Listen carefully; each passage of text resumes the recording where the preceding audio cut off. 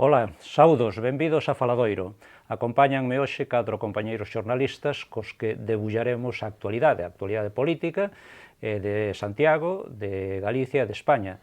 Lóxicamente, polas datas nas que estamos, pois falaremos moito da campaña electoral, do pasado debate do LUS. Pero antes eu quería comezar por Santiago, pero vamos a presentarlles antes aos compañeiros. Pola miña esquerda, Carla, que tal, Carla? Que tal? Moi boa Carla tarde. Reyes e Javier Carnota, que tal, Javier? Hola.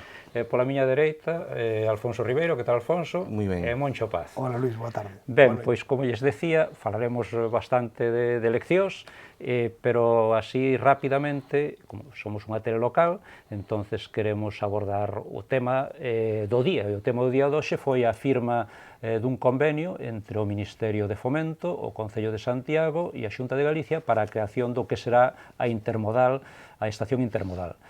Hai certas críticas na cidade de distintos sectores e tamén dos grupos da oposición porque quizás desde o Concello, sobre todo, se cree que se é pouco ambicioso, non? Con este proxecto, pois, en principio, vaise construir unha estación de autobuses, unha estación de ferrocarril, pero non o proxecto completo de intermodal.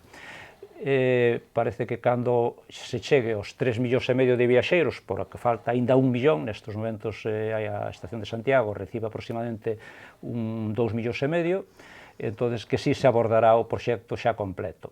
E entón na cidade hai esta polémica, se xa se debería abordar desde o comenzo ou é mellor ir por pasos. Non sei que opinan os contertulios. Carla.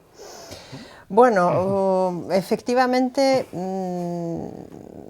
si lo abordamos de manera muy superficial, parecería evidente que plantearse esa posibilidad de llegar a los 3,5 millones no parece muy cercano, ¿no? Es decir, tal como es la evolución de pasajeros hacia Santiago, no parece que en el corto plazo se pudiese alcanzar esa cifra, ¿no? Y por lo tanto nos situaríamos con esta gran estación, con este gran proyecto, pues alguien hablaba incluso de una década, ¿no? para llegar a ese objetivo, ¿no? A mí personalmente me parece que si nos planteamos un proyecto 10 años vista para Santiago, es decir, para la capital de Galicia, me parece mucho esperar, ¿no? Me parece que la capital de la comunidad autónoma necesitaría de esa infraestructura, no sé si ya mismo, porque eso es imposible a lo mejor, pero en un recorrido de tiempo mucho más cercano, ¿no? Y por otra parte, mucha polémica en torno al convenio que se firmó hoy, muchísima polémica, aunque yo no sé hasta qué punto la polémica es más por el momento en que se ha firmado, que estamos efectivamente en plena campaña, que por el contenido en sí. Contenido que además está por desarrollar, porque esto no es más que un protocolo inicial, ¿no? que todavía debe desarrollarse. Por lo tanto, yo, con respecto a la polémica suscitada sobre el momento, si es más o menos oportuno, a mí eso no me parece tanto de relieve, ¿no? Es decir, entiendo que la oposición pues, va a utilizarlo como una herramienta de crítica, pero a mí lo que me importa sobre todo es que las cosas se hagan, no me importa tanto en qué momento se hacen, ¿no? Y creo que debemos ir a lo esencial y no a lo accesorio, ¿no? Eso como primera valoración. Sí, bueno, vamos a facer unha valoración rápida, porque, como lles decía, queremos pasar tamén os outros temas. Hoxe, no acto desta mañá, pois, había ausencias significativas. Non estaban no acto pois, os portavoces do grupo do BNG, nin do Partido Socialista, pero tampouco do Partido Popular, con unha disculpa, un pretexto que, bueno, algúns non o tomaron así moi creíble, non era moi creíble para algúns. O que hai é certo malestar, eso é evidente, non? Alfonso. Sí, bueno, sempre que hai un período electoral, últimamente temos períodos preelectorales seguido, porque se non hai eleccións xerais repítense e se non veñen despois as autonómicas e despois virán outras e tal, non?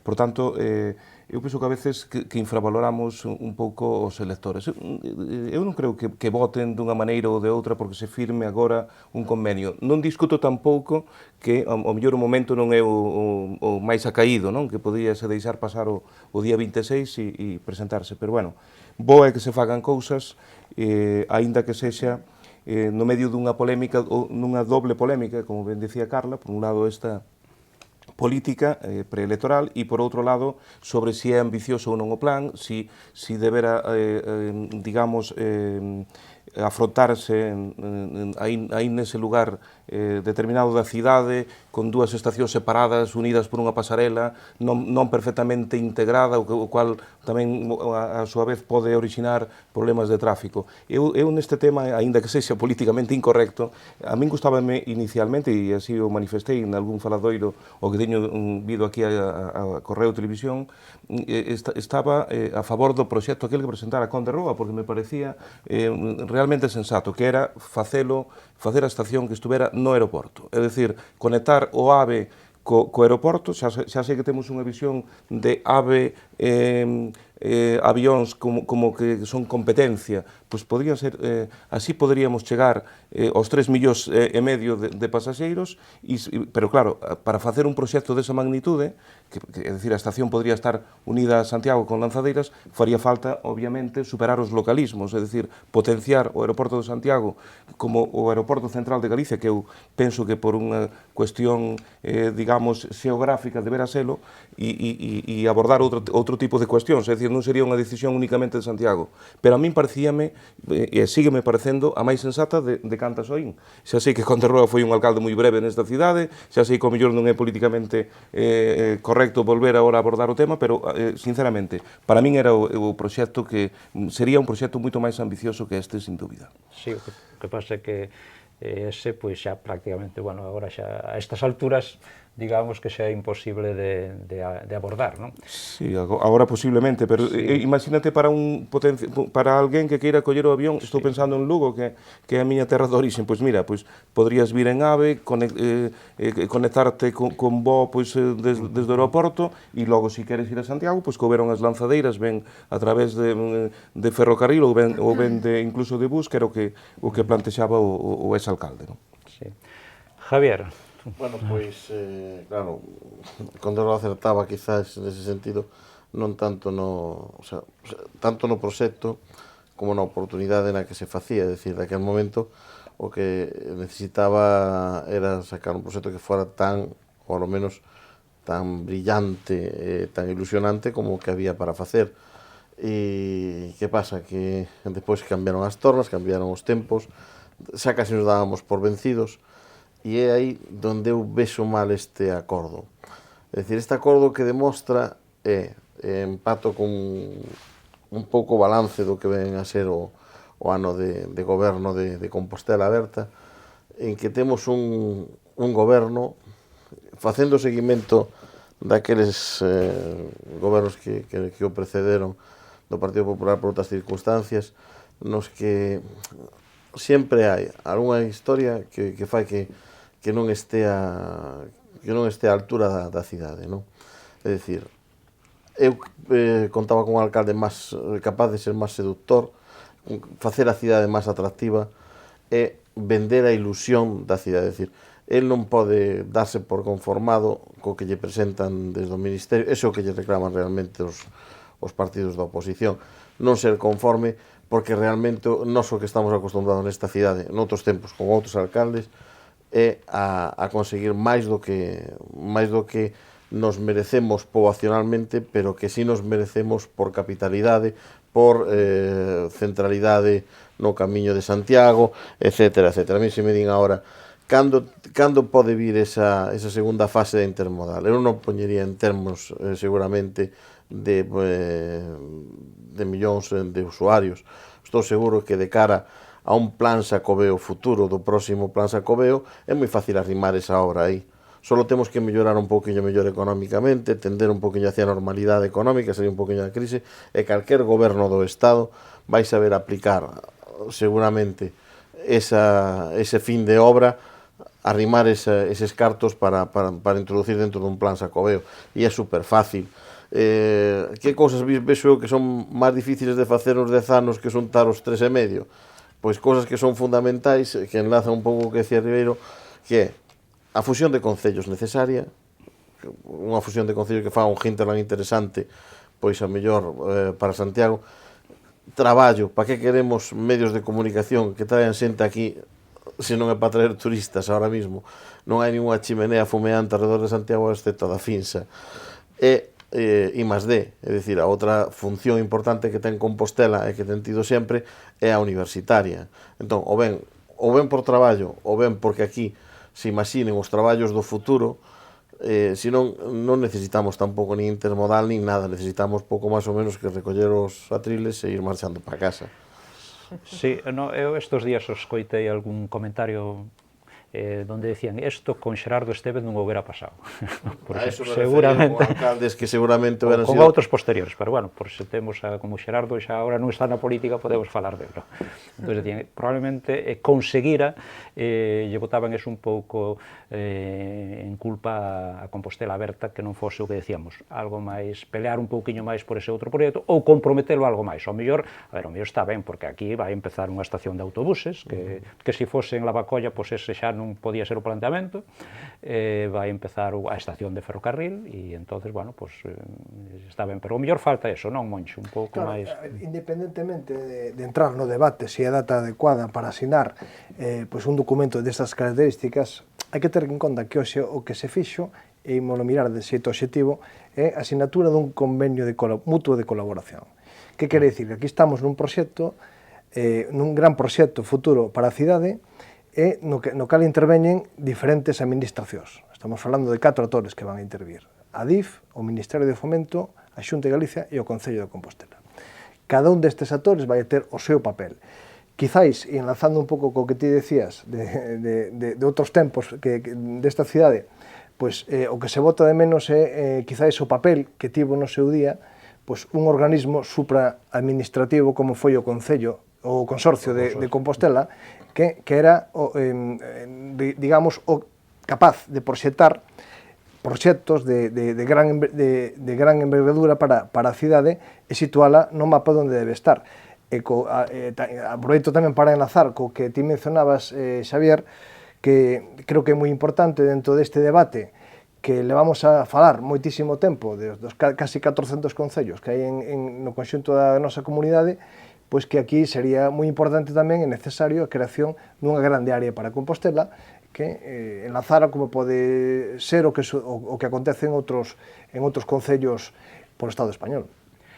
Bueno, yo de todas maneras tengo la impresión de que... Si no cambiamos de tema, pero terminamos. Simplemente un apunte por lo que precisamente decías. A mí me da la sensación de que lo que hay es una falta de compromiso con la ciudad en general, ¿no? Es decir, que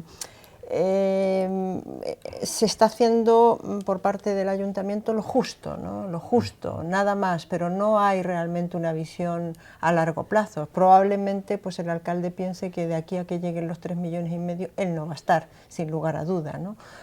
Para construir y acabar ese proyecto, ¿no? Y quizás es una visión muy a cortoplacista, pero da la impresión de que eso es un poco el balance general de una falta de compromiso real con la ciudad de Santiago de Compostela, ¿no? Lo que determina que haya esta sensación de que, bueno, tenemos este convenio, todo el mundo piensa que se podría haber obtenido más, tanto de Fomento, de ADIF, incluso de la propia Xunta de Galicia, pero que no se lo trabajaron, digamos, mucho más que lo justo y necesario, ¿no? Bueno, pois con esta reflexión terminamos esta parte e vamos a comezar falando da campaña electoral, que estamos casi no Ecuador, e do debate, que aínda foi hai 2 días, pero aínda sigue o pós-debate, que a veces se dice que é máis importante que o debate, pois é o momento de analizalo. Eu vos quería preguntar, en primeiro lugar, se credes que este debate foi útil. Moncho, por exemplo. Vamos a ver, en realidade...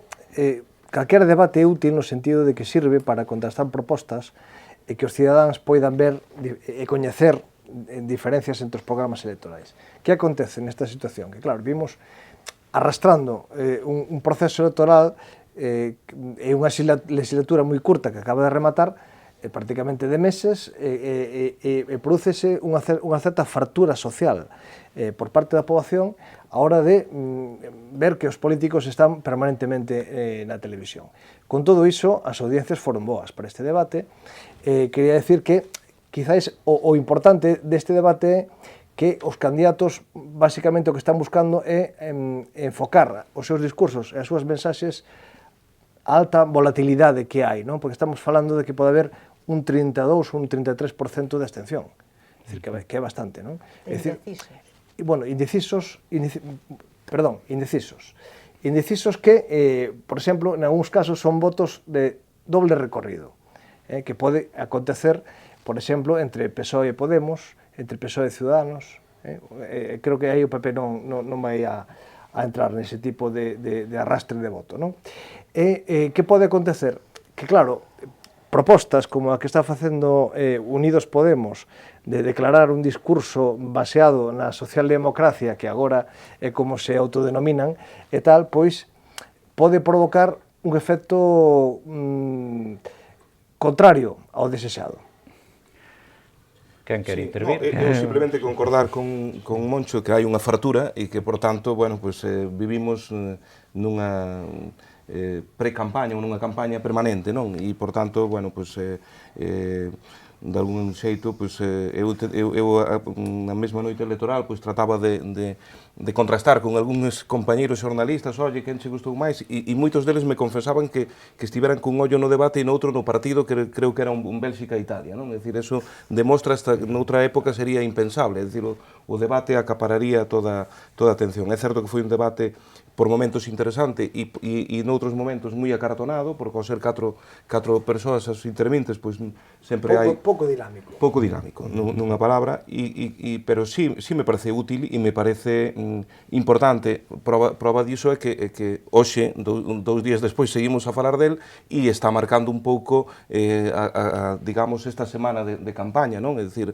o post-debate, como dicías antes, non? É dicir, bueno, e polo demais, pois, ao mellor agora xa é un pouco tarde para facer unha valoración, pero a min pareceme que ao mellor non houve un gañador claro, pero si houve un perdedor claro, que para min foi, obviamente, Pedro Sánchez, que non tiña unha oportunidade importante de reivindicarse e deixouna pasar, non? Sí, eu quería vos preguntar tamén polo gañador, ainda que non sei se pode decir que nun debate hai un gañador, non? O sea, porque, bueno, non é un concurso, non é unhas eleccións onde se contan os votos, é todo moi subxetivo, non? Bueno, máis que un gañador... Pero, bueno, o que hai é, probablemente haxa perxudicados, non? E beneficiados. E neste caso, mellor o que di Alfonso, non sei se coincidís en que houve un perxudicado, non? Sí, sí. A ver, yo creo que, claro, es subjetivo, tan subjetivo como de dónde partes, ¿no? Es decir, si partes, evidentemente, del último debate, que fue el cara a cara entre Rajoy y Pedro Sánchez, y el otro debate a 4, donde estaba Soraya, pues evidentemente, si ese es el listón, en comparación a este, Rajoy sale ganador, ¿no? Porque efectivamente yo creo que Rajoy aprendió la lección del último debate con Pedro Sánchez y lo llevaba muchísimo más preparado, ¿no? Sobre todo precisamente en los bloques donde sabía que eran su talón de Aquiles, como el tema de la regeneración política y la corrupción, ¿no? Y además jugó bien sus cartas en el sentido de situarse un poco por encima de los demás y sacar pecho de su experiencia como presidente del gobierno, ¿no? Cosa que los demás evidentemente no tienen. Pedro Sánchez, yo estoy de acuerdo, es decir, tuvo la gran oportunidad de desmarcarse de Pablo Iglesias, de decir, la socialdemocracia soy yo y no tú, y eso no lo hizo. Yo creo que se perdió entre atacar a Mariano Rajoy y atacar al PP para que su público, para intentar esa polarización que pretende, ¿no? Y como que quiere regresar al bipartidismo a toda costa, cuando ya la realidad no le acompaña. Y a mitad de programa se dio cuenta o asumió que en realidad su verdadero enemigo es Podemos y es Pablo Iglesias, ¿no? Pablo Iglesias pues tenía la actitud del seductor, ¿no? El absoluto seductor, que lo que necesita es la aprobación del PSOE en caso de que sea la segunda fuerza, que es lo que se apunta, ¿no?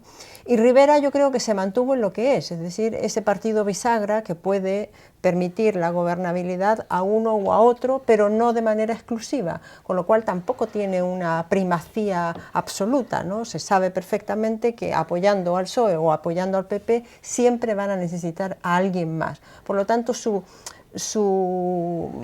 puesta en escena puede ser muy llamativa, pero en el fondo, si se pone la carne en el asador, pues los números son los que son. Más de 40 difícilmente va a tener, ¿no? Sí, Javier. Pues bueno, vamos a ver, hai que mirar, eu valoraría distintamente que posición ocuparon no debate, non? Na escenografía. Bueno, referido á escenografía, xa vos conto. Vi un Twitter que non paro de comentarlo porque me parece buenísimo a foto donde pon de esquerda a dereita como empezas e como rematas cando vas a unha boda, non? Me pareceu magnífico, unha boísima definición do que nos ofrecían desde o punto de vista da moda, que, bueno, por lo menos sácalle un pouquiño de peso a todo este debate que no fondo, efectivamente, con debates tan encorsetados, ao final non vamos a acabar apagando a televisión a que non lle salga rentable facer estos debates. Dito eso, eu creo que o principal é que hai unha diferencia en como quedaron no debate, non? A que rendibilidade futura se podían sacar a eso. Quer decir, Pedro Sánchez, eu creo que quedou de penúltimo no debate. Eu creo que aí entraron con foto finish de último Sel e Pablo Iglesias, porque Pablo Iglesias decepcionou, o sea, buscando esa moderación, non atacar, eu creo que tamén deixou moita ilusión nos seus de que Sí, buscaba iso, sí. El buscaba aparecer unha moderación de non...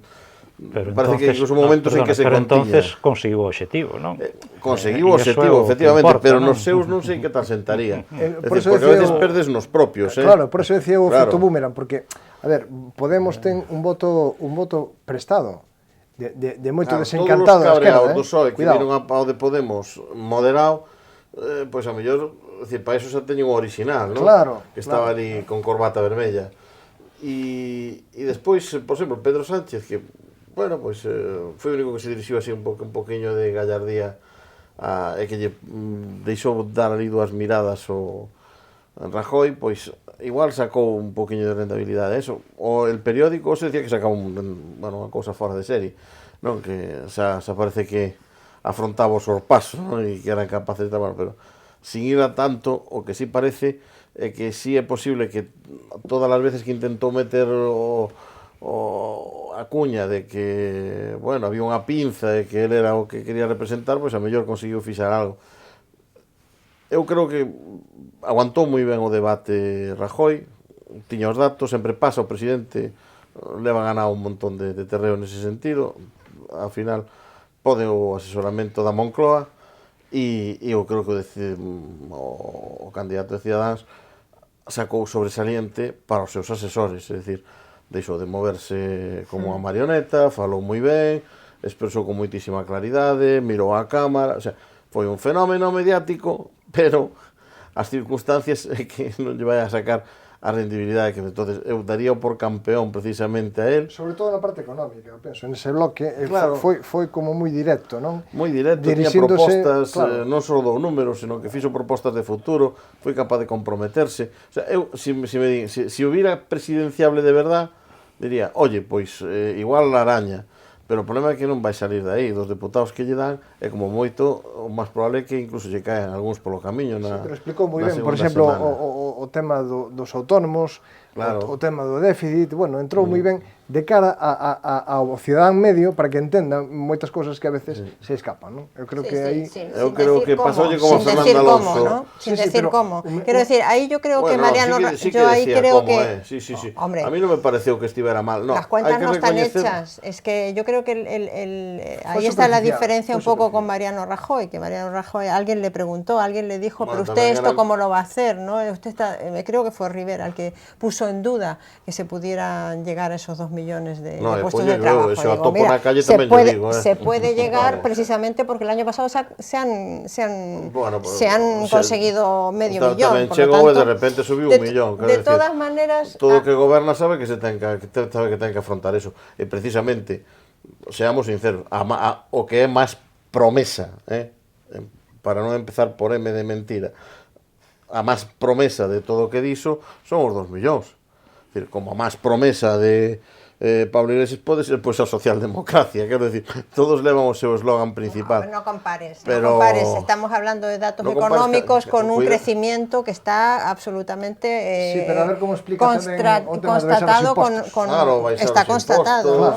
É dicir, eu creo que vai subir, o sea, o paro irá disminuindo, efectivamente.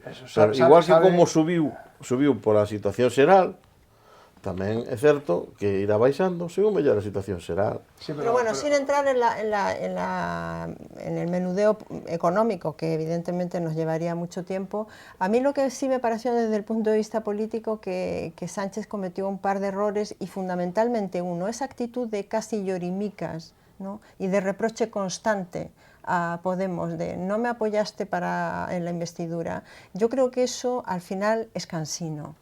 Y al espectador, yo por lo que veía que estaba siguiendo al mismo tiempo las redes sociales, pues resultaba cansino por parte de Pedro Sánchez que cada vez que se planteaba algo, la respuesta es: si me hubiesen apoyado en la investidura no estaríamos hablando de esto, ¿no? Es decir, ese reproche constante que le hacía a Pablo Iglesias, yo creo que ya llegaba un momento en que cansaba, ¿no? Cansaba porque además... Que era estrategia electoral, eu penso que é estrategia de asesores e que é unha estrategia enfocada fundamentalmente ao tema dos indecisos. É dicir, claro, cada vez que o outro lle di, ven, que te tiendo la mano, como non lle digas, oye, que a última vez que me tendiche la mano era para retorcerma. Creo que é estrategia dos asesores socialistas. Bueno, pero es que yo creo que la estrategia de los asesores socialistas no está muy clara, porque al día siguiente yo escuché a la segunda de Pedro Sánchez, la catalana Meritxell, ¿no? Batet, decir, abogando por un pacto con Podemos. Es decir, después de que Pedro Sánchez dijera que no por activa y por pasiva, se riera y ridiculizara la posibilidad de pactar otra vez con Podemos, sale ella diciendo que con quien naturalmente tienen que aliarse es con Podemos. Incluso el propio Borrell defiende esa opción. Entonces, a ver, yo no sé si hay asesores, pero de distintos índole los asesores que tiene el PSOE, pues no tienen una posición coherente. Es ¿no? un problema histórico do PSOE, é dicir, que pasan estos debates e tal, e ao día seguinte sale unha voz díscola por un lado e tal. Pasou con Ximo Puig en Valencia, cando o tema del goberno a valenciana, etc. Son cosas que están, que pasan... ¿Por qué apoya el gobierno a Ada Colau, no? Que había que apoyar ese problema que parece que os asesores do candidato van nunha dirección e os asesores do partido están desaparecidos. O que decíais que eu creo que a estrategia, ou de todo o tempo constantemente estar falando da pinza, no da pinza PP-PSOE, pero o que me pregunto é se iso é creíble, porque o electorado cree realmente que o PP e o PSOE e Podemos van xuntos, ou teñen interés... Claro que non. Non sei, Alfonso. Eu penso que, vamos a ver, nun debate deste tipo ou nunha campaña electoral, é dicir, o elector é prevenido, é estético, é dicir, todos sabemos, bueno, en Argentina, nunhas eleccións recentes apareceu un gran cartel que decía: basta de realidades, queremos promesas electorales, é dicir, irónicamente, non? É dicir, pois, efectivamente, pois, durante a campaña fanse promesas que moitas veces non se poden cumplir, e os partidos son conscientes de que non as poden cumplir. En primeiro lugar, por unha razón obvia, que é que ningún deles ten a posibilidade ao alcance da man da maioría absoluta. Por tanto, de cumplir eso, calquer programa vai ter que ser negociado. Mariano Rajoy pode decir o dos 2 millóns para chegar aos 20, repetiuno casi como un mantra varias veces, é dicir, pero vai ter que negociar con outras formacións, e vamos a ver tamén se o mellor gana o Partido Popular e incluso el non se ten ou non se ten que retirar, dependendo de se supera os 123 ou non o supera, que eso sería outro debate, non? Podemos falar despois. No caso do PSOE, pois tamén vai estar pendiente, obviamente, de se hai sorpaso ou non hai sorpaso.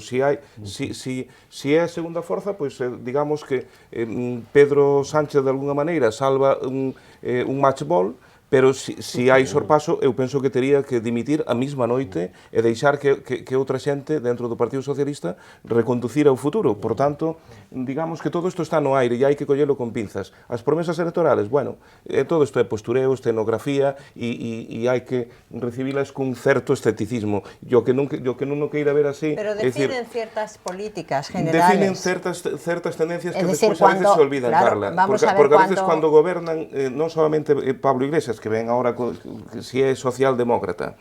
Bueno, pero yo me refería precisamente al caso de Pablo Iglesias, es decir, Pablo Iglesias hace un año se fue a Atenas a apoyar a Tsipras y a decir, tú eres el modelo, Tsipras te vamos a seguir. Y hoy Tsipras está haciendo precisamente de lo que reniega Pablo Iglesias. Pero Mariano Rajoy, na anterior legislatura, fixo o contrario do que prometera en campaña, e na anterior Zapatero fixo o contrario do que prometera. Por tanto, hai que ser estéticos. Eu creo que aquí, se me permitides, que quixera facer un inciso, é dicir, moitas veces escoitase falar moita xente, asesores tamén do PP, políticos, e tal, que din, Pedro Sánchez ten que dimitir, senón a cada número e tal. Pero que a mellor Mariano Rajoy tamén ten que marchar esa noite electoral.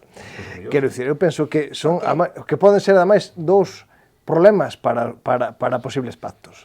É dicir, a súa presenza todavía se baixan máis votos e máis escanos do que acadaron o 20 de decembro. E por outra parte, quero volver a retomar a idea do efecto boomerang que pode provocar en Unidos Podemos esa insistencia no discurso socialdemócrata, é dicir, somos a socialdemocracia. Como se estiveras dicindo agora, aparta as bandeiras republicanas, aparta a foce e o martelo dos comunistas, porque, claro, os comunistas, o PC, no esquema de Esquerda Unida, sigue a ter moito peso. Alberto Garzón provén desa órbita. Cuidado con iso, O que pasa é que ao mellor para gañar unhas eleccións, e xa ocurriu desde o principio da democracia, despois podemos falar un pouco do 15J que celebramos hoxe, sempre a gañaron partidos de centro, digamos, sempre foi o centro que gañou unhas eleccións, centro-esquerda, centro-dereita, non? Entonces, ao mellor, claro, é unha estrategia tamén, hai que ocupa a socialdemocracia, Garzón ya ocupa a izquierda comunista e ocupan todo, non? Ocupan todo ese espacio, incluso el del PSOE, non? Oye, eu queríamos, pero tamén con isto, outro aspecto do debate que era un pouco a pregunta do millón, a pregunta que lle fixeron ademais os periodistas a Pedro Sánchez, si iba a apoiar, en caso de quedar terceiro, si iba a apoiar ou non a Podemos, non? E Pablo Iglesias tamén lle preguntou varias veces e non deu resposta. O mellor é que non pode dala ahora, non sei que opinades vos. Yo creo que es que no puede darla porque no será él quien tenga que darla en ese momento. Es decir, yo creo como Alfonso que si Susana Díaz se lo dijo claramente, le dijo, hay que ir a ganar. Y ese es el objetivo que le pusieron en el Comité Federal. Si baja de los 90, es que no será Pedro Sánchez quien decida ni quien negocie esa posibilidad de pactos. Probablemente en ese mismo momento, si baja de los 90 diputados, Pedro Sánchez, que ya debería haber dimitido con los 90, porque ya era una derrota fundamental, pero si baja de los 90 yo creo que realmente el Partido Socialista le mandará para su casa, pondrá a otra persona y probablemente se vaya cara a una refundación del Partido Socialista. A mí el escenario que más se me antoja es que realmente el Partido Socialista en esa tesitura mande a Pedro Sánchez para su casa, haya un proceso de gestora, se convoque un congreso extraordinario y se abstengan, efectivamente se abstengan en un posible gobierno entre Ciudadanos y Partido Popular, con la idea de que esa abstención durará pues 2 años como mucho, una legislatura relativamente corta, que le dé tiempo al PSOE a rearmarse y volver a la carga, ¿no? A mí ese es el escenario, además, más lógico y sensato, por otra parte, porque evidentemente que España necesita un Partido Socialista fuerte, ¿no? Eso está claro. Lo otro es dejarle el espacio completamente a Ciudadanos y a Podemos. Tuvo oportunidade de pactar con Podemos o 20 de decembro non o fixo e agora creo que non o debe facer. É dicir, a máis coincido con Carla, Pedro Sánchez de baixar dos 90 de deputados non seguirá como líder do Partido Socialista, co cal o máis probable é que se produza ese escenario, é dicir, que para regenerar o partido teña que ir a un proceso propio e manterse ao marxe, deixando cunha abstención que goberne Mariano Rajoy con Ciudadanos, con apoios puntuais, porque podía ser un suicidio político para o Partido Socialista meterse nun goberno liderado por Podemos, tendo en conta o que está acontecendo, por exemplo, en comunidades como en Asturias. Javier. Ai, Asturias. Claro, é dicir, ali é un deses casos que poderíamos chamar particular. É dicir, estamos a falar dunha situación moi complicada de entendemento entre o socialismo e o comunismo dentro da minería asturiana, non?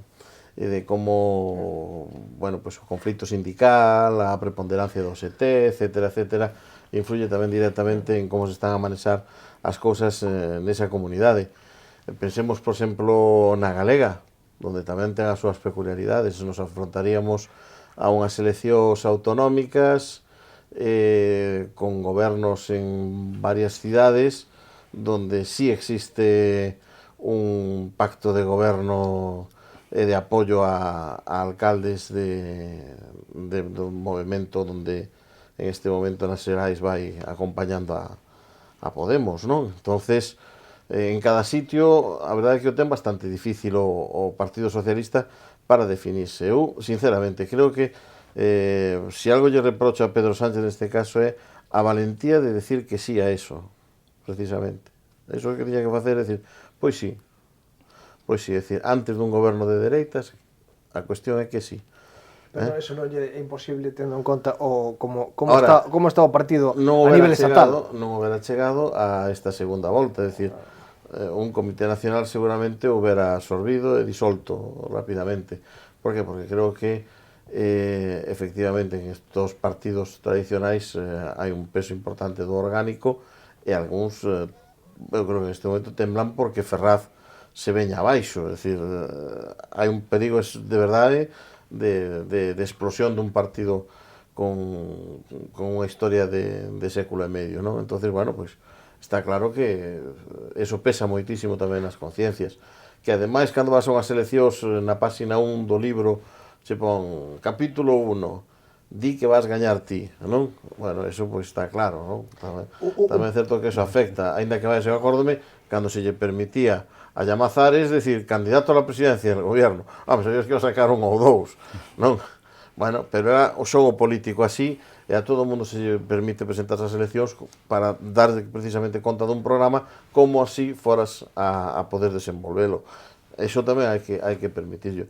De todos os xeitos, estou de acordo con vos de que moitas caras van desaparecer probablemente segundo se dean eses resultados.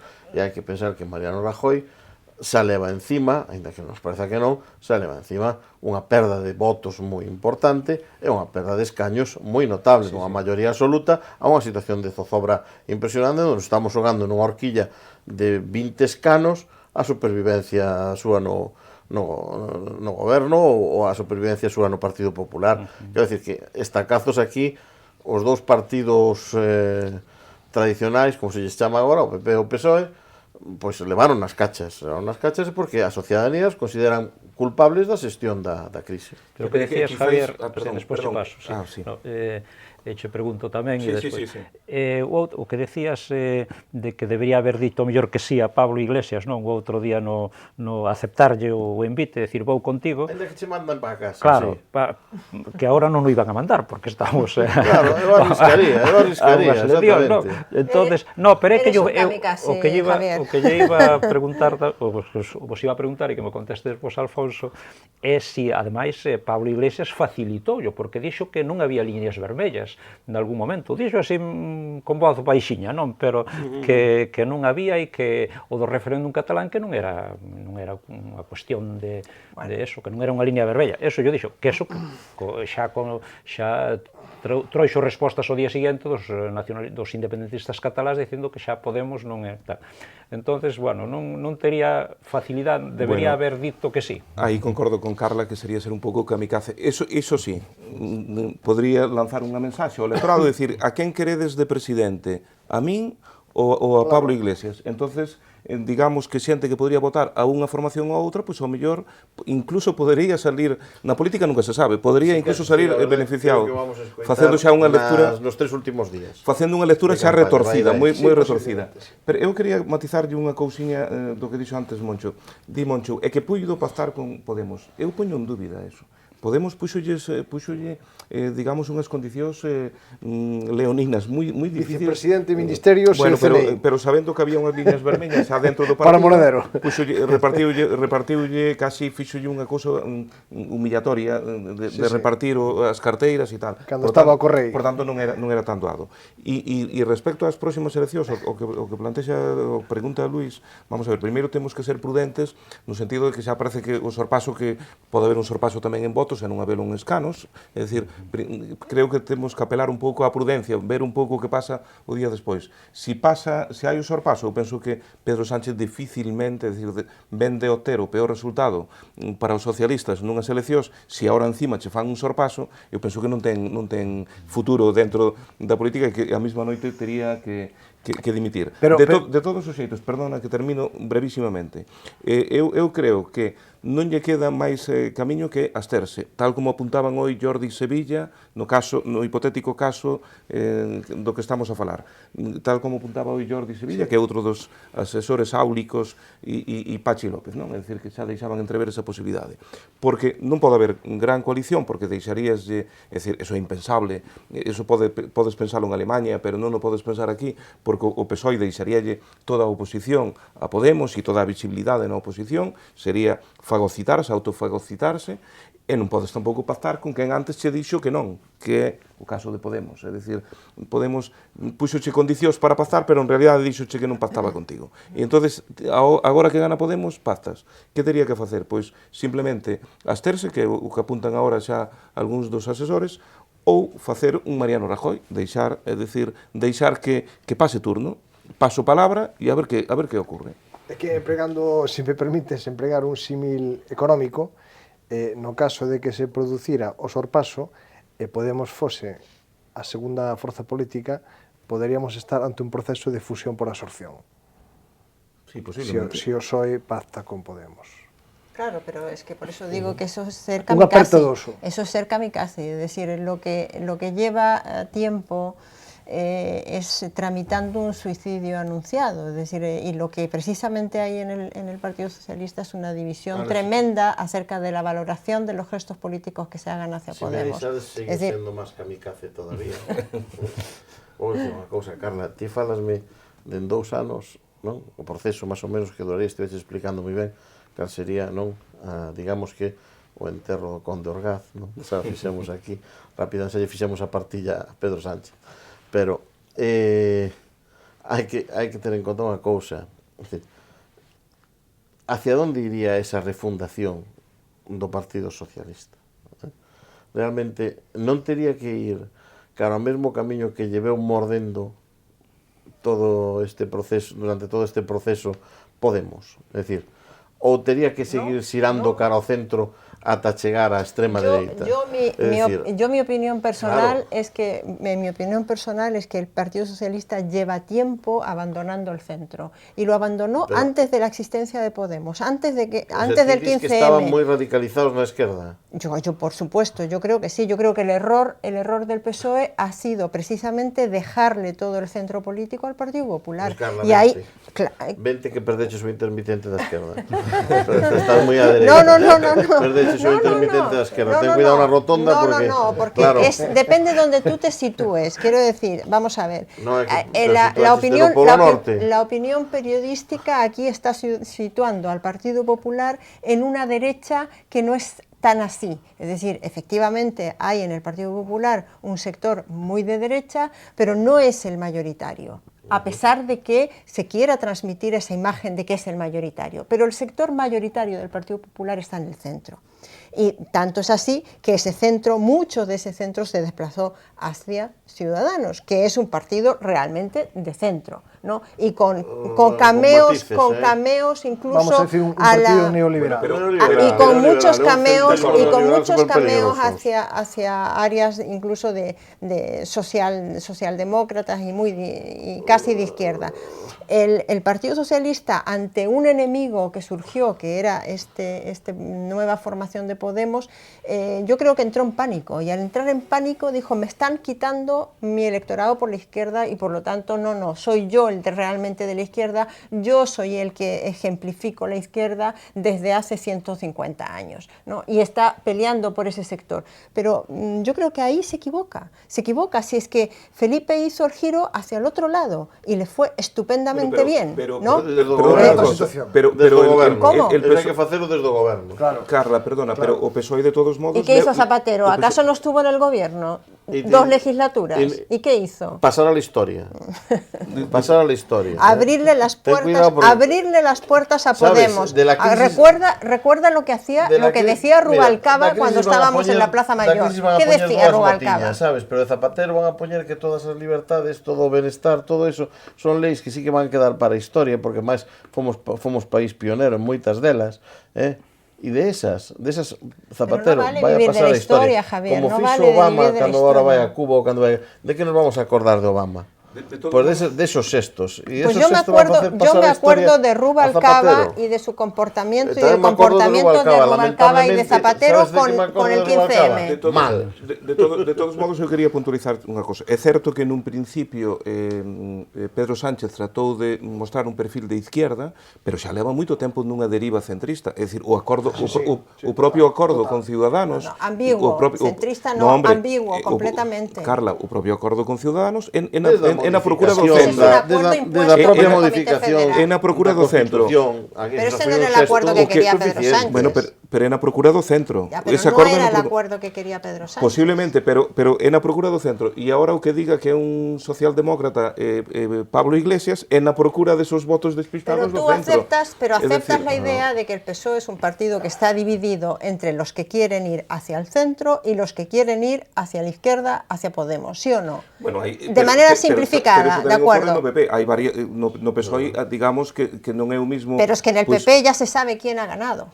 No, eu quería decir, ya se sabe quién gana esa mano. Pero eu penso que de todos modos... Saberemos con Ciudadanos, dalle tempo. Eu penso que de todos modos, perdona Moncho, rapidamente, eu penso que de todos modos o feito de que estes partidos emerxentes subiran ten máis que ver, é dicir, por un lado co que dicía antes Javier, de que hai un castigo á bella política, e por outra parte de que os dous principales partidos, desde o meu punto de vista, non presentaron os mellores candidatos.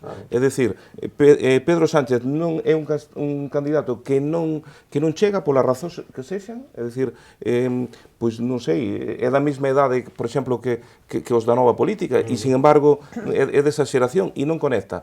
E no caso de Rajoy, que efectivamente estuvo brillante no debate do outro día, para min é un candidato que lle resta ao Partido Popular. Porque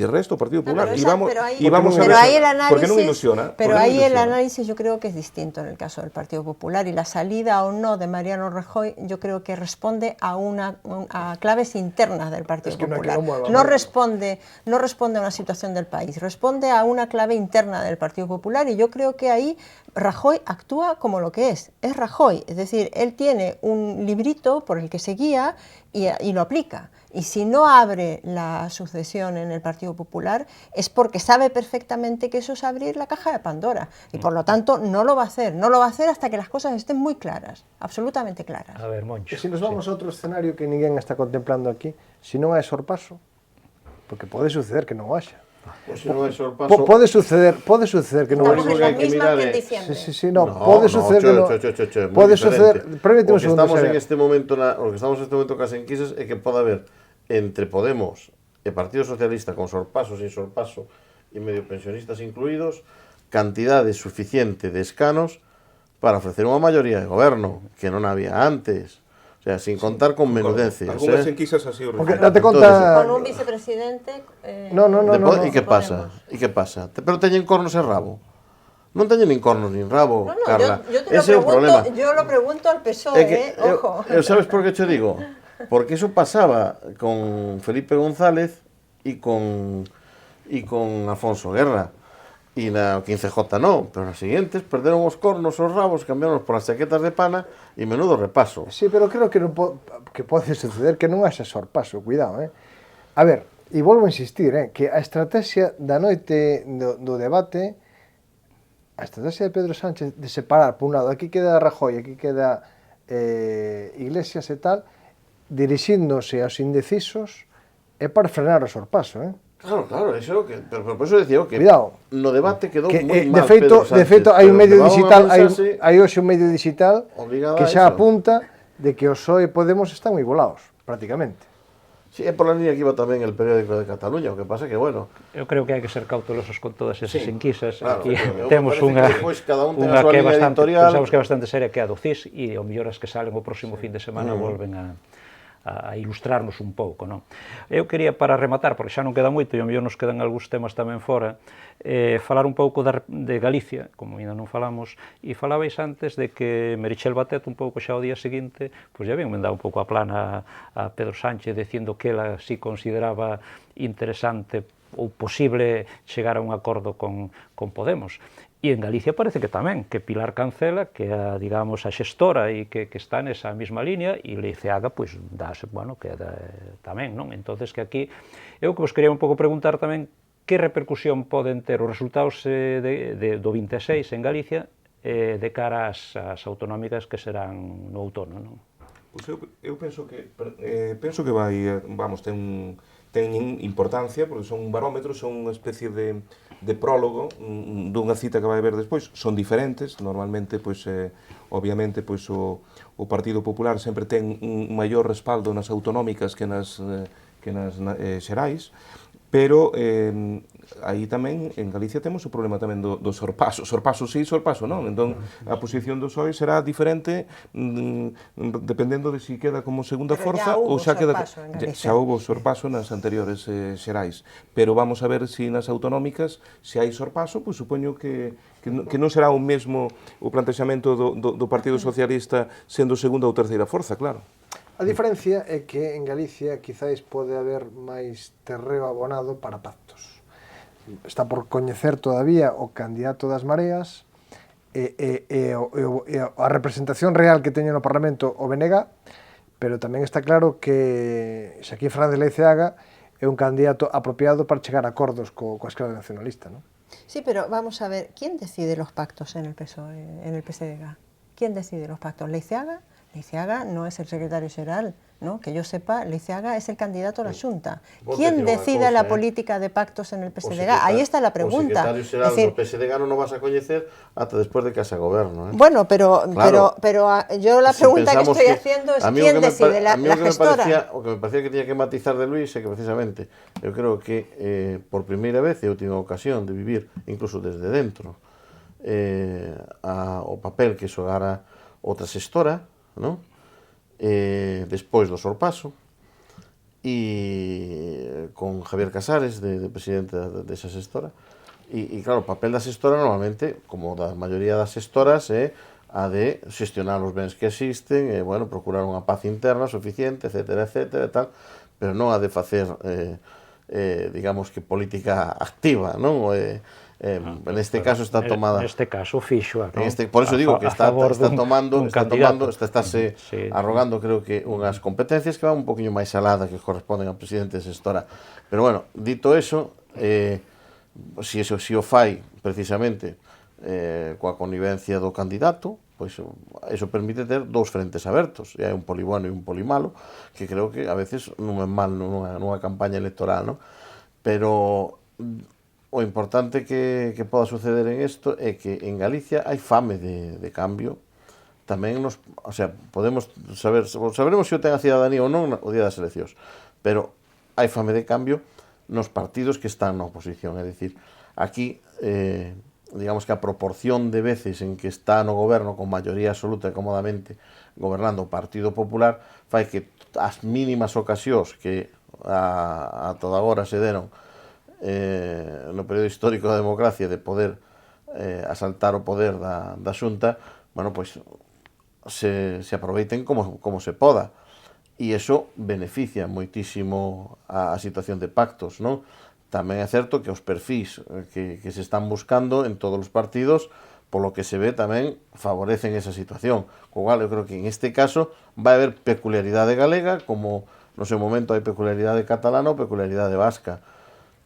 Coa influencia que pode ter dentro do Partido Socialista, por exemplo, que ante unha debacle de Pedro Sánchez viñera a impoñerse Andalucía. Home, non é o mesmo impoñerse desde un goberno forte de Madrid, un goberno forte andaluz, etcétera, etcétera, como houve nos seus tempos, a nunha situación de crise dentro do propio partido.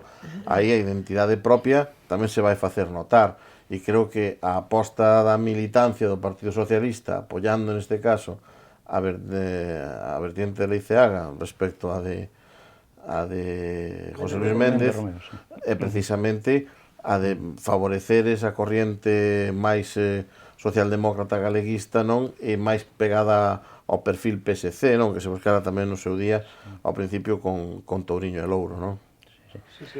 Bueno, podíamos seguir moito tempo seguro, pero quería recordar tamén os aspectos, bueno, que seguro que algúns moitos xa o recordan, que hoxe é 15J, 15 de xuño, que hai 39 anos, tamén coincidiu en mércores, daquelas eleccións se celebraban en día laborable, dábaselles 4 horas aos traballadores para poder ir a votar, e hoxe, pois, estamos nunha situación completamente distinta, a pesar de que algúns pensen que tamén estamos nunha transición, pero nada que ver con aquela era un cambio de réximen de verdad.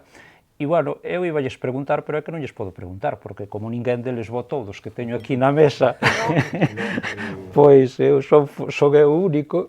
Pero si nos podes preguntar onde estábamos ese día. Pero, bueno, ao mellor, pois, que facían, ou se se acordan, ou algo así, pero así moi rápido, non sei, Moncho. Pois eu acordo, lembro-me perfectamente. Xa tiñas inquietudes políticas daquela, non? Non especialmente, a mí fixo moita gracia, porque eu estaba en Vilalba, meu pai é dali, creime en Vilalba, e meus pais casualmente ese día estabanse a operar en Compostela por un tema de circulación, polo recoñecido doutor Serrano, que moita xente, un cardiólogo de Compostela, que moita xente aínda lembrará. E eu lembro que quedáramos coa avoa, cos familiares ali en Vilalba e tal, e que non cesábamos de recibir pegatinas e bolígrafos de Alianza Popular, coa foto de Fraga, porque como Fraga era dali, é que iso é Vilalba normal, non? Pero que era unha invasión, era como unha invasión de Javier, de feito, Fraga sempre amosaba os resultados, vos acordáis, de Vilalba. Comparaba os de Vilalba cos de Lalín, cando era cos de Lalín, agora xa esas cousas non se poden fazer. Javier, tú recordas algo daquela? Eu recordo que tive moitísimo afán por facerme cos cartéis electorais de todas as agrupacións. E púsenos, o sea, sin malicia política, é dicir, eu peguei-nos todos na habitación, con independencia, como que en colecciona cromos, non? O sea, pues eu fui capaz de conseguir os de todos os partidos, non? Pues eu, acórdome que sí, tanto nesas como nas seguintes do... Canto ensuciaban as campañas daquela, non? Máis que eu arrancábalos, a veces, destos partidos pequenos, claro, tiven que arrancar, non ibas ás sedes, nin conocías, entonces arrancaba, eu teño derribados pegados, claro, o sea, onde un pequeno follón na casa. Pois eu, vamos, un recordo así non moi nítido, non? A verdade é que eu tiña 13 anos, estaba estudiando no seminario de Lugo, EHB, pues, en sétimo, e vivín aí, bueno, pues, todo o proceso ese digamos, do tardo franquismo, da morte de Franco e logo do inicio da democracia, non? Estaba aí nun internado e bueno, pois sí, me lembro desa época porque era un cambio que eu era un cativo que todavía non era capaz de evaluar perfectamente o que viña encima, pero sí sabía que era un momento histórico, non? Carla? Bueno, yo pisé por primera vez suelo español en el 76, o sea, a poco de morir Franco. Y además llegué a Barcelona, con lo cual tengo un recuerdo de que era una ciudad, un hervidero, absolutamente un bullicio espectacular. Claro, mi familia y yo veníamos de una dictadura, en Barcelona estaba lleno de argentinos y de chilenos, de uruguayos y de brasileños. Había una verdadera invasión, lo de los refugiados de ahora no es nada en comparación a lo que había en esa época, ¿no? Y lo que había pues era todos los latinoamericanos exiliados de todas las dictaduras lo único que querían era venirse a vivir a España, ¿no? En esa época, por supuesto, España todavía no había ratificado la Convención de Refugiados de ACNUR y por lo tanto era casi imposible, ¿no? Pero la imagen que tengo era la imagen pues, de la apertura, ¿no? Y del fin de una dictadura, ¿no? E para rematar, outra cuestión que quería tamén traer, porque creo que é unha boa noticia para Galicia, que son os resultados de Inditex, fixeronse públicos hoxe, no primeiro trimestre fiscal deste ano, pois gañou 554 millóns de euros, un 6% máis, hoxe lideraba a subida das bolsas, e, bueno, quero dicir que non todos son malas noticias, non para Galicia. Non sei se queréis comentar algo. Por lo menos hai unha empresa que lle vai ben, ou moi ben, non? Si tuviéramos 10 como esas, a lo mejor estaríamos en el nivel de los daneses, ¿no? Sí, de feito, probablemente. Sí, de feito, Non sei se os daneses teñen 10 Inditex, quero decir que a mellor o que había que ter algúns gobernos se preocuparan un pouquiño máis por tamén botar un impulso. Los gobiernos no son más que que non teñan gestores que ser... de una riqueza que crea la sociedad en su conjunto. Bueno, pero vamos a esperar a que volva a salir... La riqueza no viene de los gobiernos, viene de los pero tejidos non vamos a esperar a que empresariales. nos salga un figura de cada vez, sino que hai que poñer os medios para aqueles que non somos tan figuras, pero que a mellor poden, aquelas persoas, aqueles galegos e galegas que queiran ter pois eso, unha aventura empresarial, pois que se atopen cas circunstancias, as mellores circunstancias posibles. Eu creo que o forte debate co tema dos autónomos no debate do que vimos a falar demostra que nin en Galicia nin no Estado se dan condicións para que aquí se poda emprender nun momento en que traballar por conta allea é casi o que sei, non? Un milagro, casi. Además, producese outra noticia relacionada co Inditex, non? Que hoxe tamén deron a coñecer o nomeamento dunha muller no Consello da empresa. Estamos a falar dunha baronesa australiana, pero afincada en Reino Unido, que parece ser que ten unha trayectoria tamén vencellada políticamente ao Partido Laborista, non? E que dá unha idea dese proceso de internacionalización e presenza mundial que ten hoxe esta firma galega. E como en Inglaterra teríamos que falar do Brexit, pero non nos dá tempo, así que o deixaremos para despois do 23, que a verdade é que é unha data importante tamén, e quizás máis aínda, o mellor que as eleccións en España, non? Agradezco aos 4 que estivesen hoxe aquí, a Monxo, a Alfonso, a Carla e a Javier, e o próximo luns volveremos tamén con este debate.